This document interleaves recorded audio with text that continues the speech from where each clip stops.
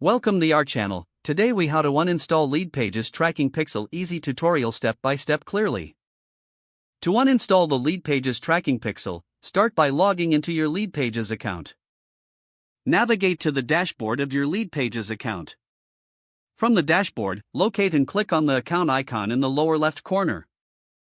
In the account settings, find the Tracking and Analytics section. Click on Tracking and Analytics to access your tracking pixels. Here, you will see a list of all tracking pixels that have been installed. Identify the Leadpages tracking pixel you want to remove. Click on the trash can icon or the Remove button next to the pixel. A confirmation prompt will appear to confirm the removal. Click Confirm to finalize the uninstallation of the tracking pixel. Once confirmed, the pixel will be successfully removed from your account. To ensure it's uninstalled, you can refresh the page and check the list again. Make sure to test your website to verify that the pixel is no longer active. That's it.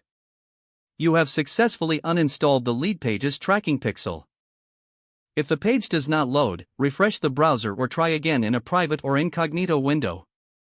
Make sure you are using the correct email address, then retype it carefully to avoid small typos. If your password is not accepted, use the reset option and create a new strong password you can remember. Check your spam folder for verification or security emails, then complete any requested confirmation steps. Enable two-factor authentication if available to improve account security and reduce unauthorized access risk. After signing in, review your profile details so your contact information and settings are accurate and current. If you see an error message, note it down and try again after restarting your device and internet connection. Log out when you finish, especially on shared devices, to keep your account and payment information secure. If the page does not load, refresh the browser or try again in a private or incognito window. Make sure you are using the correct email address, then retype it carefully to avoid small typos. If your password is not accepted, use the reset option and create a new strong password you can remember. Check your spam folder for verification or security emails, then complete any requested confirmation steps.